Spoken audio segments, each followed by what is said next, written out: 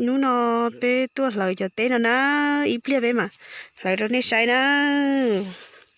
tua lời cho té nó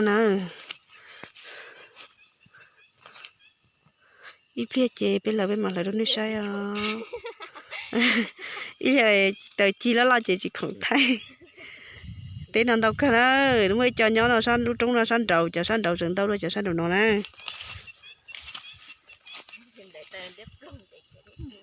ít lia mà thấy đâu nè sai à hạt tia vì chi lo một lý cho nó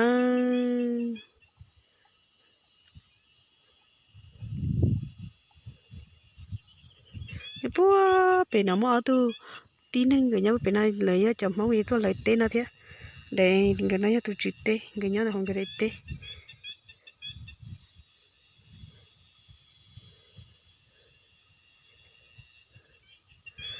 tôi lần cái chờ là đặt cái tên nó chờ lấy tên nó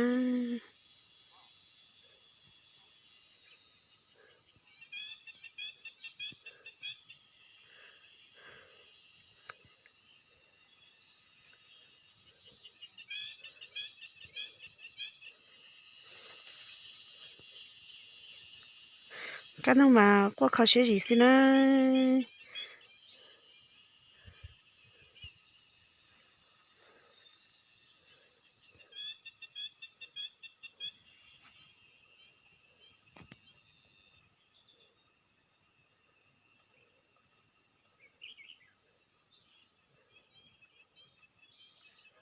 thì tôi cá này qua một đêm rồi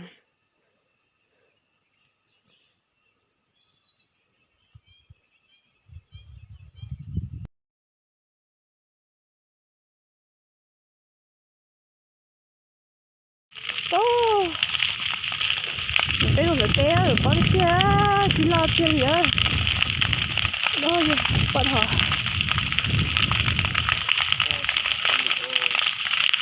wow là một chỗ nữa cho không nó lo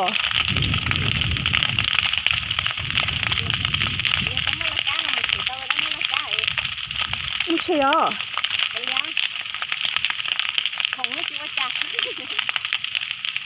ô bỏ thì tiêu bây giờ tiền đâu là nó trâu ê nó khi đi bỏ hàng nào nè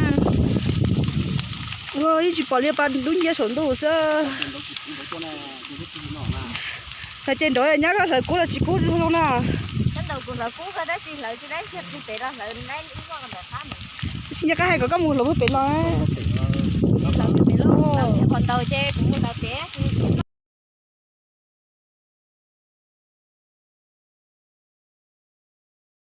ba thầu á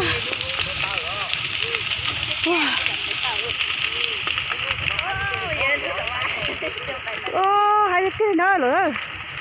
hay sắp lỡ liêu với tôi lỡ té luôn nè nữa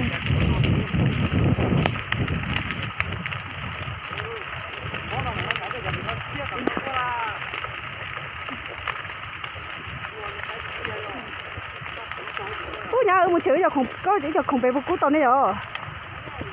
bỏ thầu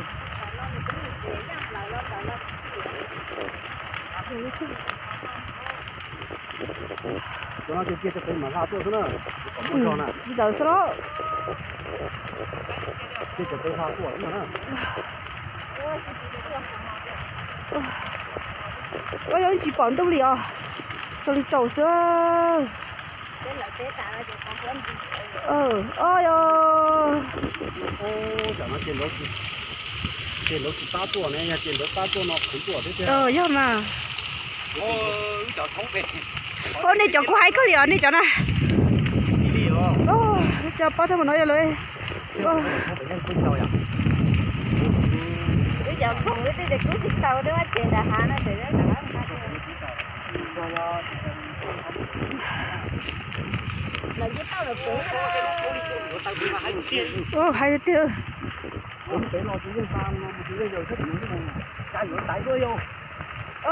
bắt tiền lại là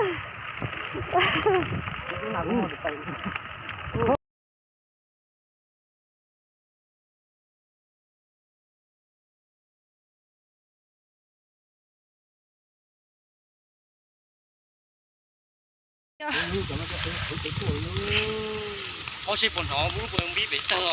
Chả nó vô, có gì vô, có gì vô. Không mới chụp tiêu liều, hai tiêu liều, dài hay tiền hả đi co hai tiêu. Đấy, cái kia thì có cái đấy không là còn nữa. xưa là có cái gì là có tua có chỉ có thứ nọ chứ Tôi còn trong môi trường tôi mà la tôi thì nó nữa. nhưng là còn ở đây có một nơi trênนี้ Bao tiêu liều. Cứ bây giờ là còn nó chỉ cơ sản. câu hỏi tôi nữa Chả nó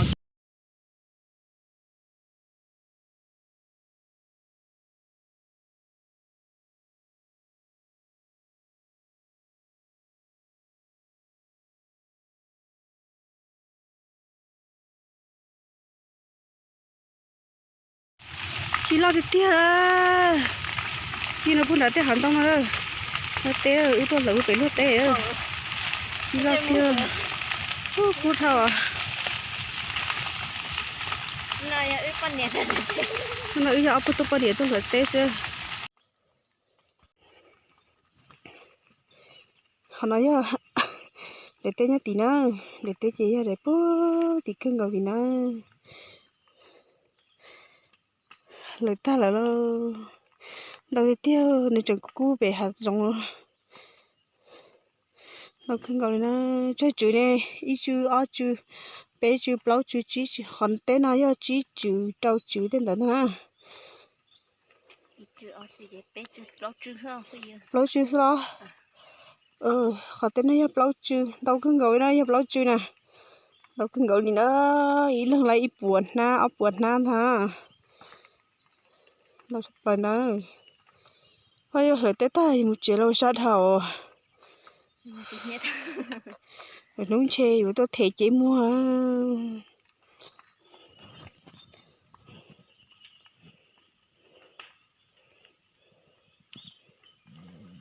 với thì nó để nó là tôi lớn để nó với thì nó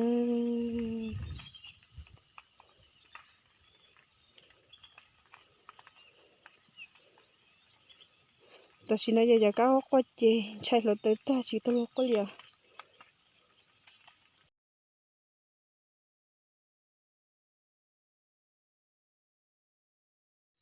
ta xin nói bây giờ mà giờ tết là ta tôi cũng nhớ ta liền nó cũng nhớ ta là ta mà sát thao ta xin nói gì là ta chỉ cũng ta nó này cũng đủ cưng gọi nó rồi sau đó post nó ở bênนู้นchị bây giờ tôi chăm đây rồi nè